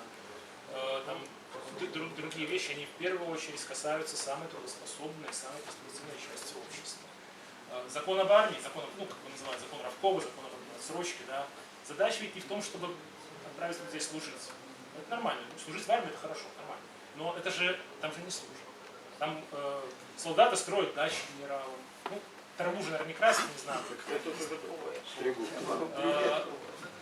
Вопрос в том, что задача руки сделать так, чтобы самая взрывоопасная для него часть населения, самая опасная, которая как бы всегда была, не всегда, кстати, но тем не менее, который двигатель перемен, чтобы они были скованы по рукам и ногам. Армия, студенты, сейчас там еще создают базу волонтеров, фактически базу бесплатной рабочей силы. После этих колод европейских игр, да, создают базу, где куда внесут всех, кого можно из университетов дернуть на бесплатную работу. Вот. Есть молодежная политика, есть молодежное ПО, есть молодежь в кризисе даже. Присоединяйтесь, собственно, вот что хотел сказать. То есть много вопросов, есть у нас то, есть у нас это, много чего нет, сразу скажу. Есть много недостатков, есть много проблем, есть много вопросов, поэтому как бы вот мы к вам обращаемся после встречи. Давайте обменяемся контактами. Мы останемся, давайте, у нас зал арендован до 9 часов. Давайте, Мы на самом деле, будем мы пока вы готовы хотите. слушать и от вас, вот, правильно было замечание насчет закона о рассрочке, и от вас любые предложения, любые идеи, и самое главное, любую практическую пользу. Сейчас-то в первую очередь нужно. То есть можно много говорить, но надо делать что-то. Так, вы, потом мы пропустим Дзявчину после вас. Так, потом вы, потом я. Нормально будет? А, вы давно уже так само. Даруйте, давайте вам только. Потому что неемко я даруйте. Вы так стиплый человек, руку не тянули. Я был После делегатом, вы пропустите Дзявчину. Потом. я был делегатом Конгресса демократических сил. Это был, по-моему, 6-й год, да, кажется? 6-й. Да, 6-й. Значит, когда выбирали единого кандидата в президенты от всех демократических сил. Когда был выбран тогда Миленкевич. Вопрос. Вот я смотрю, наблюдаю за политикой. Ну, раз я все-таки был на Конгрессе, значит, я занимался политикой прилично, да? Теперь вопрос. Вот ваша громада вас выдвигает. Левые там, калякинцы, что-то такое тоже мутят там, тот самый, да? Дальше, правые тоже, значит, Римашевский, Северинец, там, кто там еще, тоже мутят. И опять получается, смотрю, что будут президентские выборы, до них осталось не так уж и много, да? Если тогда был один кандидат, то сегодня опять получится 6, 7, 8. И опять получается, избиратель будет разобран по запчастям. И опять скажут, как можно за кого-то голосовать, когда оппозиция сама не может определиться с Видите, лидером. я открию вам новину зараз. У нас нема выборов. У нас голосы не лічаться. Это первое. По-другое, вы абсолютно неправильно говорите про 2006 год. Там не был один кандидат, а Козулин.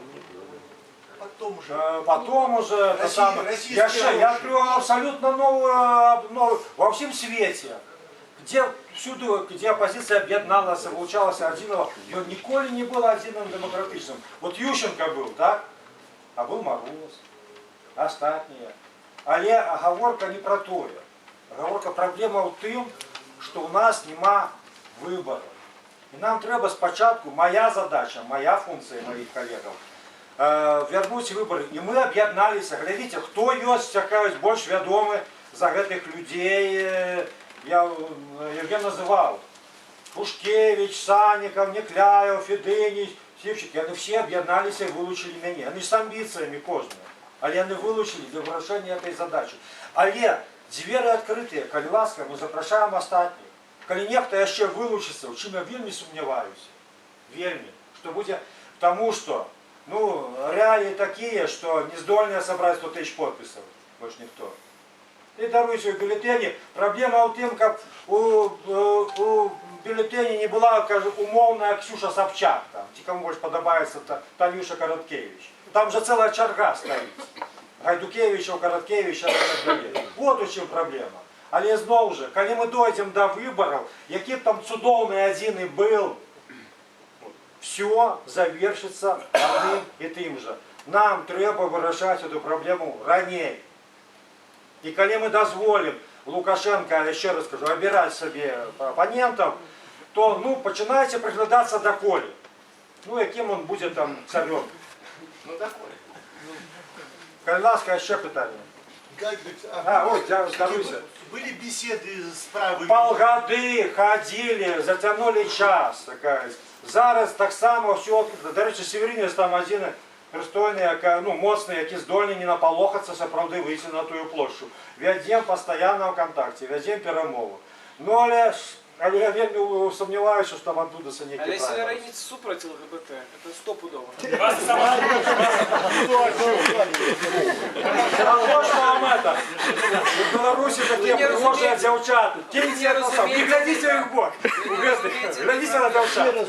Смотрите Киселев. Я думаю, все-таки у нас в Украине есть проблемы, которые больше важны, чем ЛГБТ. Я просто что додам, ну, правошение. Я хочу додать. Додам один момент. Пусть он добавит. Голоси не лишатся. На то За них затискаешь, было, зажимаю умовно молоток, ему кажучи, сказать. 20 кандидатів у президента. Это 20 годин выступу Кирибаши. 20 годин выступу парады. Это у 20 разов больше рукавами продукции, пикетов, улеток и так далее. Голосы все равно ниже, все равно вращается все на улице. И в 2010 году была самая мощная кампания з усіх президентів. Маснейший 2006. Я прошу пробачення, что такое встрял. Так, ваше питание. Елена, у меня такой вопрос. На ваш взгляд, в какую сторону сейчас развернута белорусская оппозиция? Не оппозиция, а белорусские элиты.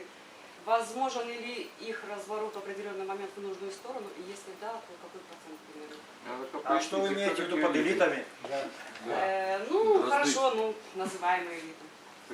Никакие властные элиты. Скажем так, которые могут поддержать в Властные определенный элиты момент. имеете в виду, да? Нет, не властные. Финансовые. Финансовые элиты? Хорошо. Понимаете, крупный бизнес у нас, он не самостоятельный, потому что крупному бизнесу только дают, скажем так, кормиться, а он условно крупный бизнес, он при власти. И там периодически назначают фаворитов, раздувают их, через них какие-то деньги, отмывания там на счета. Лет больше 10 назад есть такой Джулиан Ассанж, да, знаете, и он хакерская компания. И они опубликовали переписку Государственного департамента США с посольством в мире. И с белорусским посольством там тоже было. И из этой переписки следовало, что там лет 12 назад на зарубежных счетах у Лукашенко, личных счетах, закрытых, было 7 миллиардов долларов. Почему они знают? Потому что Министерство финансов США, все долларовые переводы, оно через них идут, контролирует. Понимаете? Вот. И откуда эти деньги? Ну, я могу тут схему рассказывать, да, дешевая российская нефть, государственный завод переработал, какой-нибудь чиж Липевтьев продал. Почему не государственная белорусская компания? Это же продукт, соляру у всех купят. Нет, Певтьев должен. Тогда еще Пев, да. А часть денег вырученных, они идут на счета. И это все делают такие вот типа олигархи. У нас нет крупного бизнеса, олигархов, у нас только один олигарх. И периодически он их тасует. Ну, чтобы не зажирались, там, он их одних сажает, других выдвигает. Средний бизнес, тут уже кто как выживет, они стараются тоже иметь эти крыши. Но понятно, что они все мечтают о нормальной жизни, спокойно спать, потому что все уже надоело быть этими баранами. Потому что ну, ты пока зарабатываешь, тебя раз забрали, посадили. Некоторые выйдет, опять заработают, его опять посадили. Смотришь на этих людей. Да, и как-то логика мне их не совсем понятна. Да. Но понятно, что да, есть еще мелкий бизнес, он выживает. Да, понятно. Они тем более хотят перемен. Средний бизнес очень хочет перемен. Очень хочет перемен, но очень боится. У меня были когда-то знакомые из этой сферы. Но если ты такого человека, бывшего знакомого, встретил на улице, так он под машину будет бросаться, чтобы перебежать через улицу. Потому что если вас увидят, посадить-то его. Всегда это самое. Но, конечно, конечно, они развернутся только тогда, когда вот эту удавку с них уберут. А до этого все понимают. Понимаете, когда вот, и почему мы говорим о 3,5%, да, когда это длительный протест, и когда люди выходят, вертикаль власти начинает шататься. И начинают шататься, и начинают потом, еще не кормлено, начинаются перебежчики. Да, начинают бежать в разные стороны. И вот тогда и бизнес начинает оживать. Думаю, шанс, вот он, кому дать. Эти люди нам нужны, потому что они, в общем-то, это моторы экономики. Конечно, надо поддержать. Но сейчас они Я просто... Ладно, меня посадили, я сижу гордый человек, я знаю, кто я как говорят, на всех их там плевал там. Я уверенный в себе, я выхожу, я нормально выгляжу, потому что у меня все гармонично. А он же сидит, он должен оправдываться, что он не украл, должен жалеть там, о деньги, о том. Это совсем другая ситуация. Но очень жалко таких людей, и в общем-то это люди такие настоящие, не эти типа олигархи, которые просто отмывают. Настоящие предприниматели, бизнесмены, на вес золота, они нам нужны.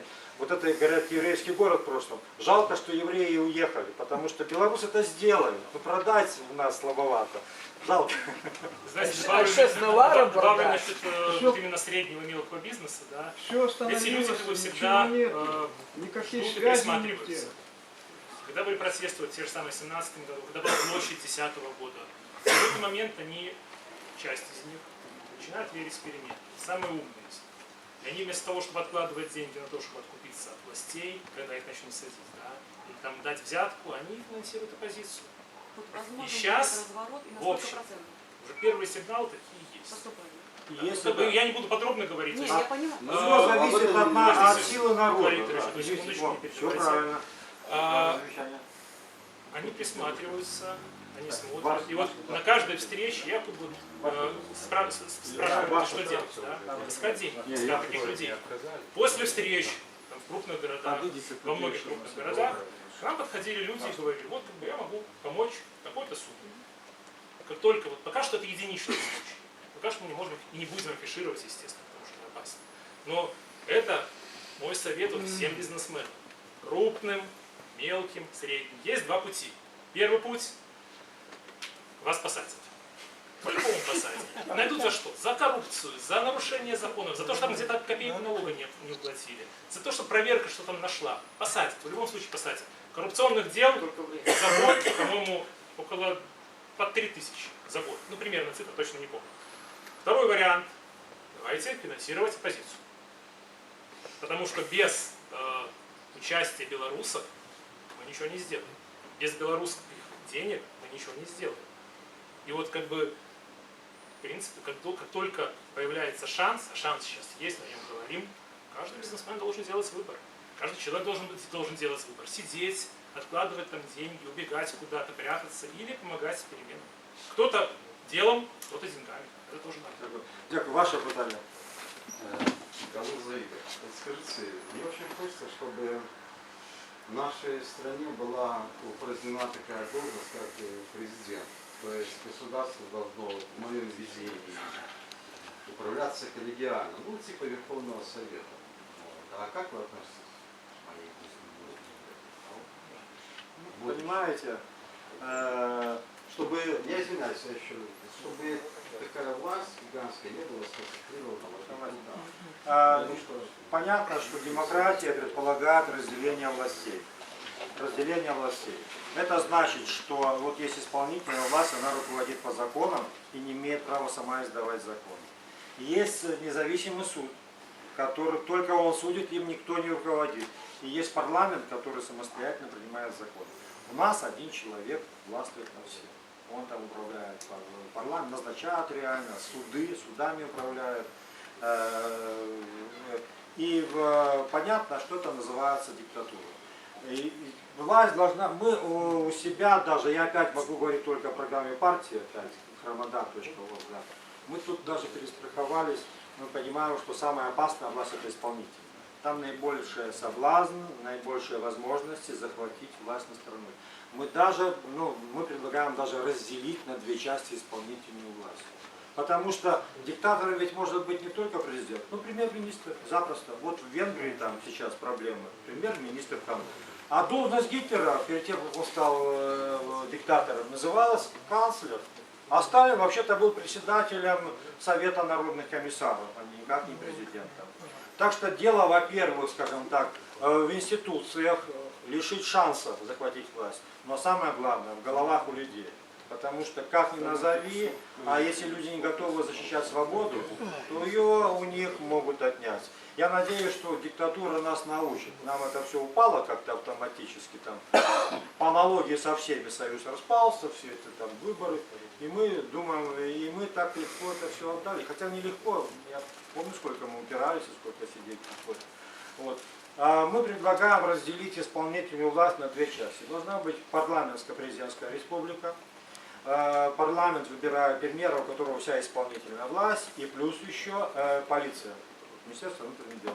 Есть президент, главнокомандующий, у него армия и спецслужба, и он не обладает никакой экономической властью. Мы закладываем сознательный конфликт разделенной исполнительной власти, потому что между президентом и премьером будет какой-то конфликт. Но они будут настолько хорошо пасти друг друга, да, что это гарантирует нам, что никто из них не сможет захватить власть. Но тут еще есть один побочный момент. Мы не слишком большая страна, у нас очень большой сосед. И всегда у нас будет угроза вмешательства, потому что пока наши соседние россияне не поймут, что надо, что думать о своем благосостоянии, о развитии, а не искать величия присоединения территорий, над нами будет опасность. И для этого, понимаете, парламент, он хорошая вещь, но когда они начинают дискутировать, вводить ли военное положение и как отражать угрозу, то они могут продискутировать все. Да. Поэтому должен быть главнокомандующий, который реагирует мгновенно. Ну, говорю, такой президент, он точно уже ничего не сможет захватить, но это будет такой баланс. Такая система в Польше. Но там сейчас президент и парламент, премьер-министр, они из одной партии, поэтому у них конфликта нет. Но обычно это закладывается конфликт, потому что, говорю, мы тут обжегшись на молоке, мы тут уже боимся, и мы делаем разделение исполнительной власти. Когда мы научимся ценить свободу, когда вокруг нас будет мир, это самое, тогда должности, такого президента тоже можно будет отказаться, поручив все премьеру. Хотя вы посмотрите, в Венгрии, да, казалось бы, да, все спокойно, все нормально, демократия, вдруг премьер-министр, сколько там уже, 12 лет, все закручивает. Человек, да, слаб, и когда он слишком долго у власти, он теряет, это портит любого человека. Понятно, что самое плохое решение на референдуме, которое было, это, на мой взгляд, это когда Лукашенко снял эти ограничения на 2 срока. Я тогда после этого оказался на Киеве, протестовал, но это настолько поменяло все, когда человек понимает, тут ладно, 10, 12 лет, я буду ходить по этим улицам, буду смотреть в глаза людям, и каждый сможет подойти ко мне и плюнуть в лицо, да, а здесь все, я вечный, это все, это полный отрыв от людей. Такая позиция. Так, вы хотели питание, потому что вам другое питание. Ну, давайте. Кто нас тут не про ЛГБТ? Я ваш шанс. Добре. Так, ви можете.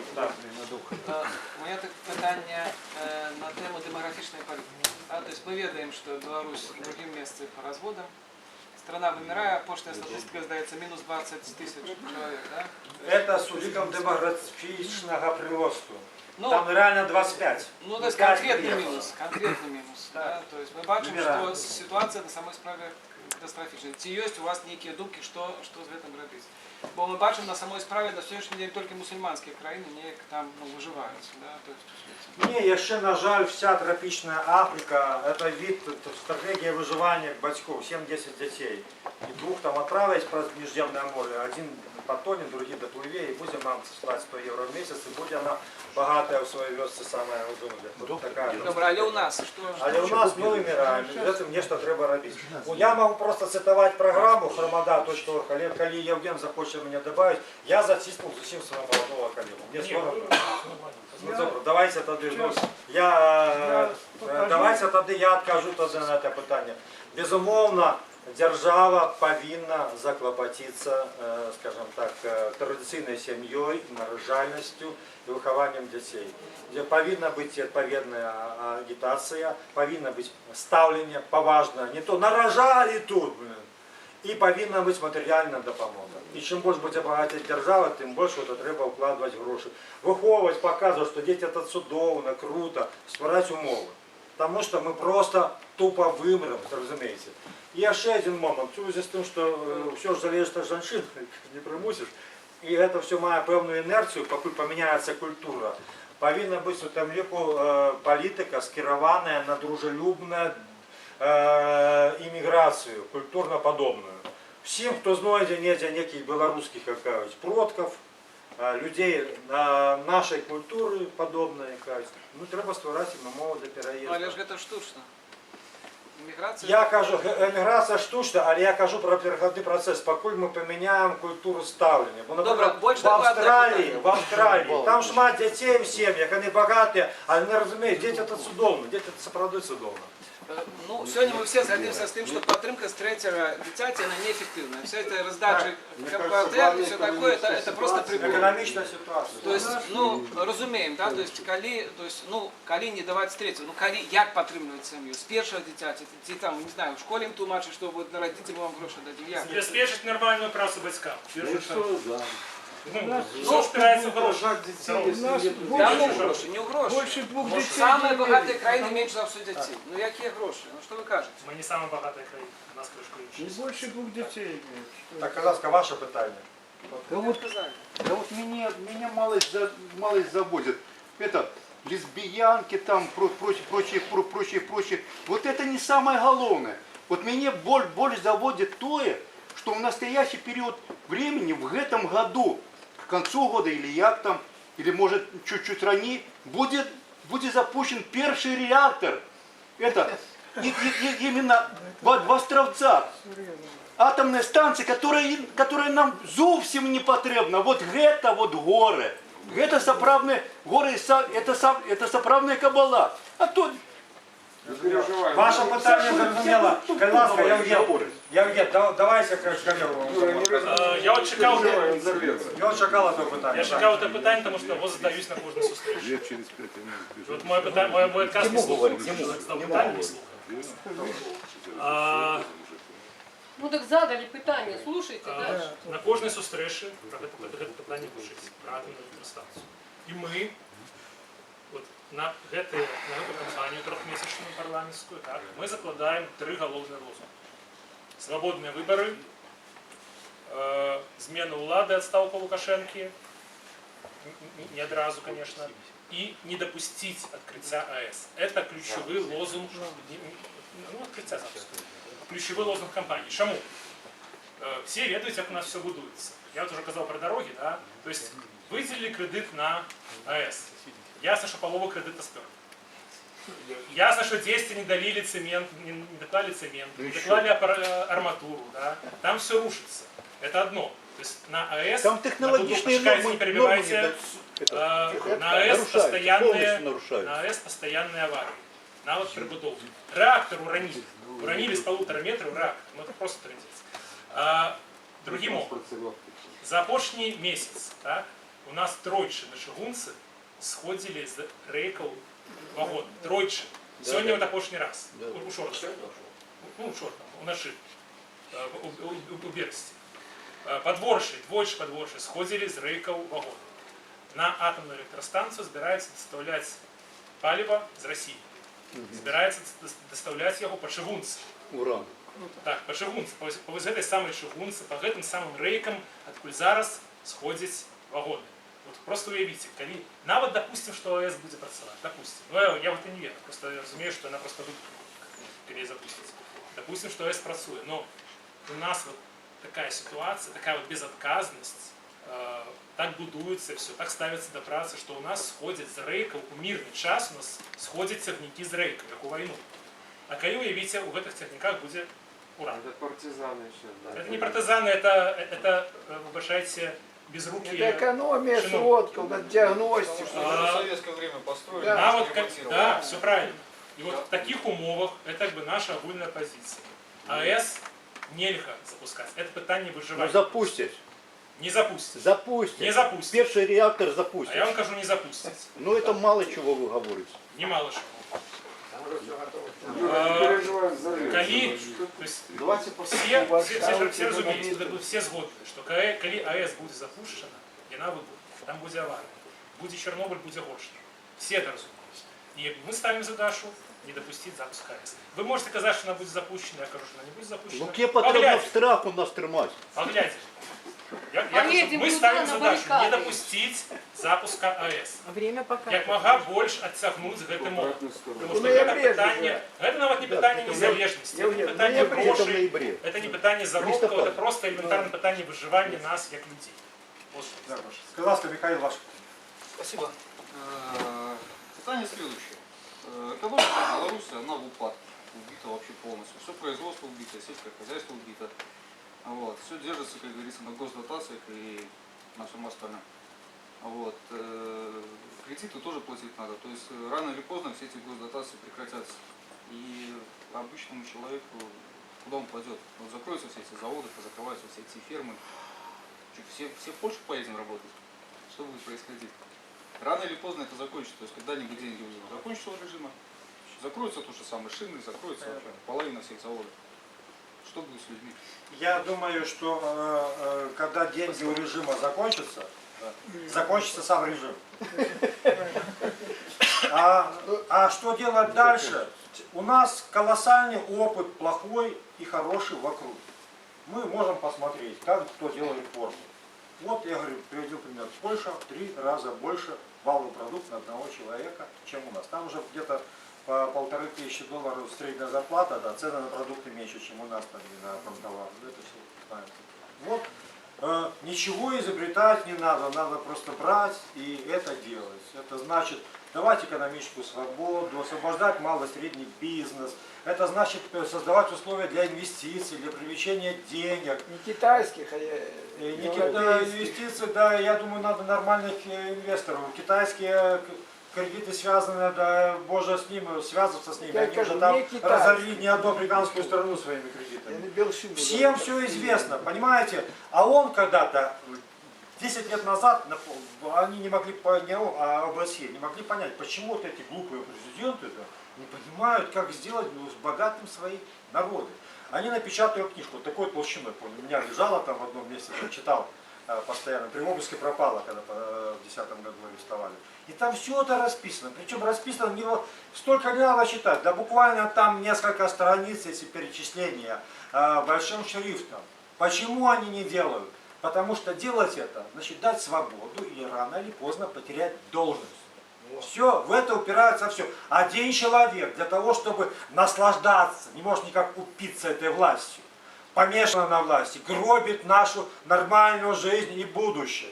Но знаете, что я скажу? Мы просто видим, что мы уже, народ перерос этого сумасшедшего. Он уже не как в 94 году там совпадали мысли, сейчас он на голову выше. Мы уже готовы для нормальной жизни. Осталось убрать этот камень. Мы его в ближайшее время уберем. Тем более, что там, говорю, кормление заканчивается, собак кормить нечем. Мы его уберем, и будет все нормально, поверьте. Микола, питание. Опять. Да ладно, заглохни. Вы говорите, что именно заканчивается.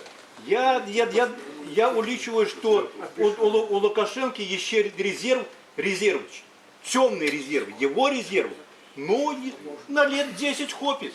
Я не згоден з вами категорично. По-перше, гроші, які на рахунках, це вже гроші самі. Это человека ведающий, там, и он такой пугливый, боязливый, недоверливый, и он подумает, да ну их нафиг, лепш хай там где-нибудь там Сингапур, там, те это самое, где-нибудь там Катары, там, ляжать там, но, ну, с Венесуэла треба перевести там. Вот. И это первое. По-другое, ведаеце, яго яшчэ гады на 2, вот по экономике, на вот коли дотация помешается, хапать будзе на ментов. Але есть тут есть такий эффект. Люди ж прадбачаць, і яго это все халуйства вокруг прадбачаць. І калі не ўбачаць, да чого ідзе, яны пачнуць разбираться. Пачне знову эта вертикаль хистаться. Так что год, 2 это максимальный термин. Поверьте себе, поляйте Киевы, мужные, пригожие, достойные, годные, разумные люди. Ну, что вы терпите этого туриста ни одного не пришло сюда. Коли ласка. Ну, вопрос такой, видимо, гипотетический, можно фантастический. Вот из 100 сотков, сколько сотков, особенно вы, господа Микола, господа Евгений, вы тоже отдельно допускаете такую вещь, что Россия поступит с Белоруссией. Я не знаю когда, даже не предполагаю, не фантазирую. Через полгода, через 5 лет, через 10, а может через неделю, не знаю. Поступит с Белоруссией так же, ну, скажем, как Гитлер поступил с Австрией, как Советский Союз поступил с Чехословакией, с Афганистаном, как Россия поступила с Крымом. То есть откровенная сила в наглую. Такое вы допускаете? И сколько допускаете? Допускаю, боюсь и пытаюсь этого не допустить. Я уже сказал, я пытаюсь объяснять российским политикам, они сами должны почувствовать. Ведь достаточно для сопротивления буквально несколько сотен человек. Они есть у нас в Украине уже подготовленные. Но я уверен уже, что там тоже чему-то Крым их научил.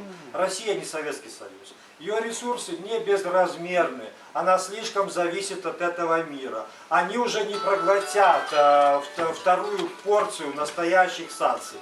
А мы со своей стороны, мы не собираемся там пугать их, что мы вот в НАТО уйдем куда-то. Я не математик, я понимаю просто одно. Если мы ничего не сделаем с этим кадром за 2 года, нас просто проглотят медленно. Медленно это то, что им надо. Да? И это как лягушку, когда бросают в воду и начинают медленно греть, она привыкает и сварится, не заметив. Поэтому очень важно не допустить этого. Этот человек опасен для страны уже. Его время прошло. Ему уже не везет на каждом шагу, вы видите это сами. Он уже стал неудачником. Это надо использовать, надо отстранить его от власти. По возможности мирно. А Россия, ну что ж, им это не понравится, будет страшно. Но все остальные варианты для них еще хуже, потому что они уже дружественный народ Украины сделали врагами. Если они хотят здесь, я говорю, так вы отсюда не выползете из этой партизанской Беларуси. У нас 500 лет опыта партизанской борьбы. И там, как продолжение. Допустим, не приведи Господи, ну допустим, это началось. Его личное поведение, как вы думаете, он сбежит моментом или же будет как бы возглавлять лично сопротивление? Если, имеется в виду, если Россия куда-то да, это трусливые. Понял. Это только... Знаете, вот как бы вот интересный момент. Что говорится о человеке, который, когда стал президентом, по ночам ходил, проверял сам охрану, правильно охраняют там, Интересный такой момент. Ну, мы во время встречи очень часто вот, как бы, такие вот вопросы. А что Россия будет делать? А что Лука будет делать? И вот немножечко, вот, на самом деле, вот единственное, что пугает меня, да, что вот наши сторонники, ну не все, но многие из нас, в других городах тоже, они как-то вот сначала забывают, что есть субъект такой, белорусский народ. Все время, часто вопрос задавают, что будет делать Россия, сколько процентов у нас захватят, сколько процентов у нас изнасилуют, убьют, не знаю, еще что сделают. От нас зависит. Понимаете, вот просто поверьте в то, что мы можем что-то делать. 25 лет Лука и вся эта вот шушера его, они убивали эту веру. Вот это самое главное. То есть залог формирования диктатуры в том, что у нас 25 лет убивали веру в себя.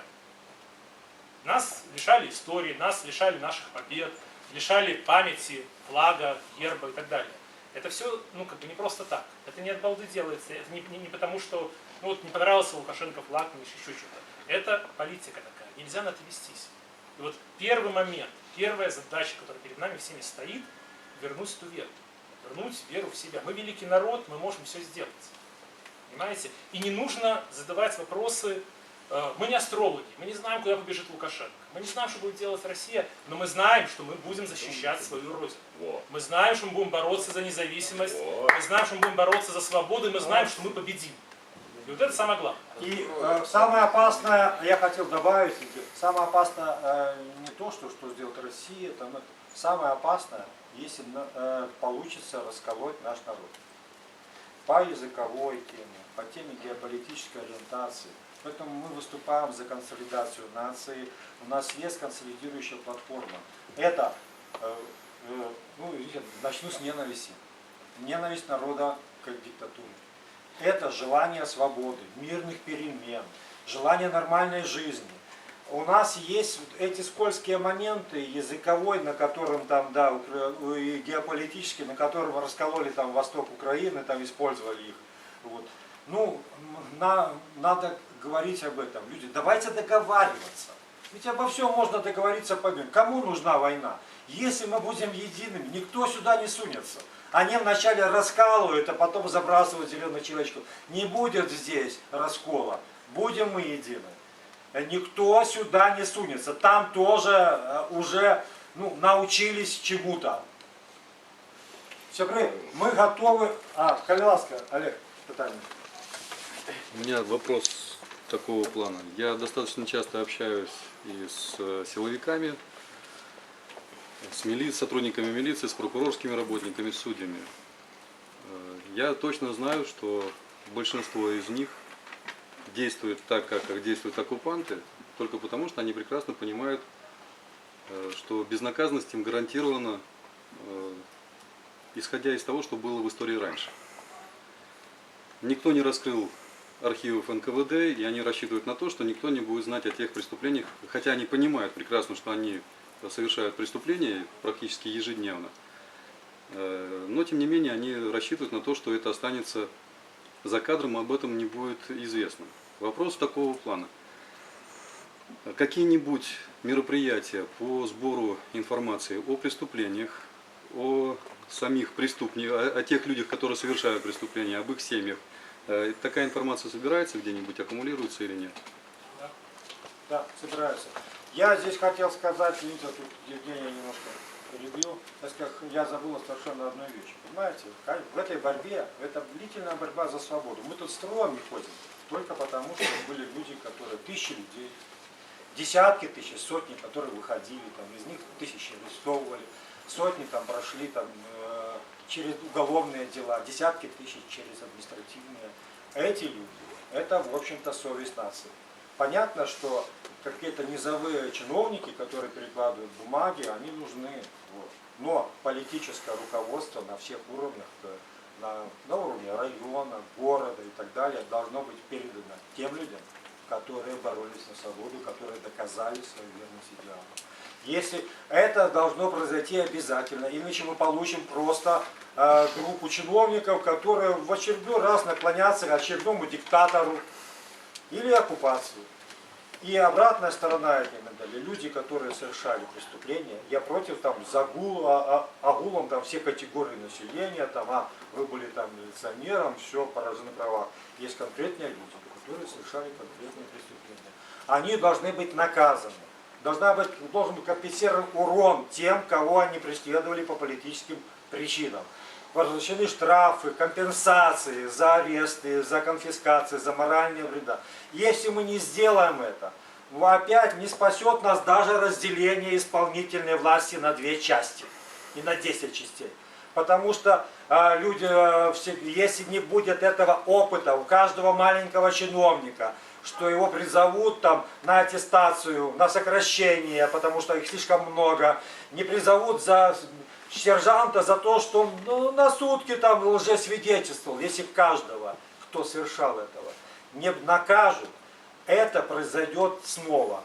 Олег абсолютно прав, что мы просто пожинаем плоды, что мы просто забыли, как тут сотни тысяч людей в 1937-1938 году, да, а еще раньше, в 1931, когда коллективизация, сотни тысяч людей, многие сотни тысяч людей просто или расстреляли, или отправили в тундру, и они умирали с детьми своими и семьями в тундре.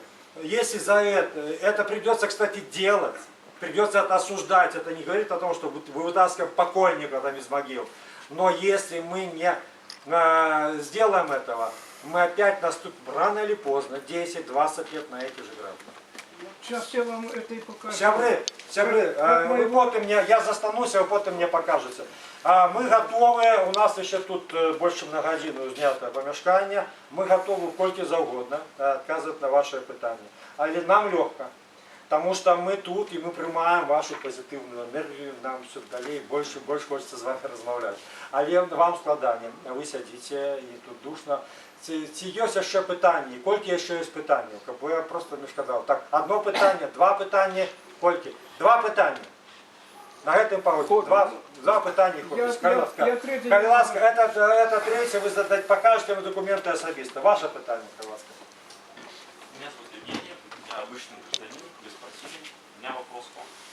Вам не кажется, что причина вашей малой информационной известности и количества членов вашей партии всего лишь 2 с лишним тысяч человек, потому что программа — это просто набор клише и риторики, не имеющий никакой конкретики. Вот я прямо сейчас его читал, и по каждому пункту это просто риторические все и бесконкретные какие-то пункты. И это единственная причина, по которой народ, по сути, ну, как бы особо вас и не знает. Потому что даже я знаю людей, ну, там, где я работаю, которые прямо говорят, что нужно сделать, и к этим людям, этих людей знают, а других людей, которые просто выделяют какие-то пункты, какие-то теоретические, их никто не поддерживает. Но прежде чем ответить, я еще хочу задать вопрос Евгению. Скажите, вы знаете отличие атомного реактора, который был в Чернобыльской АЭС, и его, что строится у нас в Беларуси? Для того, чтобы утверждать, что при запуске у нас будет авария. Хорошо. Так, давайте по порядку тебя будем отправить. Ну, я вам сразу скажу так, жесткую правду. Политиков оценивают не по программам. 99% людей программы не читают. А их оценивают по поступкам, по действиям и по информации по телевидению в первую очередь. Меня по телевизору десятилетиями даже не ругали. В 2010 году были вынуждены ругать. Просто запрет. Нельзя даже ругать. Остальных ругают, меня нет. И сейчас понятно, что я закрытая тема. Но тем не менее, поверьте, когда я приезжаю в самый маленький районный город и выхожу из машины, максимум через несколько десятков шагов ко мне обязательно подходит местный житель. О, это вы? И говорит мне слова поддержки. Очень часто люди говорят так: пожалуй, не бросайте нас, не уезжайте. Сразу говорю, не брошу, не уеду, на этой земле останусь. А программа, вы не увидели в 85 страницах конкретики. Ну, к сожалению, мы не можем расписать. Да, мы, да, 85 страниц конкретики. Но понимаете, если мы распишем 850 страниц, то это уж и 0,01% не прочитают. Но направление задано. И задана политика развития того или иного направления. Это главное. А программы, скажем так, ну, больших размеров, ну, к сожалению, они просто уже и на сайте не посчитают. Пожалуйста, уточните свой вопрос. Давайте. Вы знаете такого блогера и журналиста Анатолия Шарий? Нет. Это я знаю, что такое, но не знаком. Знать это знаю, знаком. Его опыт того, как он создал свою политическую партию. Спасибо, не надо. Я знаю, на чем он создавал. Понимаете, да, 2%, и, по-моему, там 14 сотых, да, 2,2 где-то так. Да, официальное сведения, да, получит теперь финансирование, да, и так далее. Да, я знаю, конечно, это читается намного более интересно, чем программа партии. Но наша задача в программе не указать, не ловить там на недостатках эту власть, хотя бы ее надо ловить. Мы это делаем постоянно. Есть и телеграм-каналы, и хватает в интернете этого. Есть блогеры известные. Наша программа рассказать, что надо делать. Шарий, думаю, об этом особенно не говорит. Он ловит на несоответствиях, на фейках, да, в основном украинских политиков, не трогает особенно российских, почему-то их. Это его дело. Да. Но я не блогер, извините. Моя задача другая. Никаким самым успешным блогом я не смогу и мои коллеги сделать одну вещь. Скажем так, сменить эту власть, потому что у нее не виртуальная сила в руках, а конкретные дубинки, а то и чего-то страшнее. И еще, никакими самыми интересными блогами нельзя потом выстроить нормальную политику развития страны. Но блоги это хорошо, это нормально, за этим будущее. Да, традиционные средства массовой информации уходят, остаются более блогеры. Единственное, что не нравится, что они как бы сбиваются в какие-то враждебные стаи, их сторонники. Да? И начинается вот это. Это, на мой взгляд, это вид какой-то как звезды, да, эти там певцы и так далее, увлечения и так далее. Но есть, конечно, случаи, когда актер, да, был успешным президентом или губернатором, но это очень мало таких случаев. Но давайте все-таки думать не о том, что делается, потому что мне постоянно там, ах, там Россия, ах, Навальный, ах, тот, а тот. Давайте думать о своей стране, где мы с вами живем. Если вы хотите что-то конкретизировать в нашей программе, мы будем очень благодарны. Там есть форум, там до сих пор принимаются замечания. Если будут какие-то изменения, мы соберем ЦК, у нас по плану в конце августа, мы эти изменения внесем, даже вас пригласим, если вы хотите. Мы будем благодарны за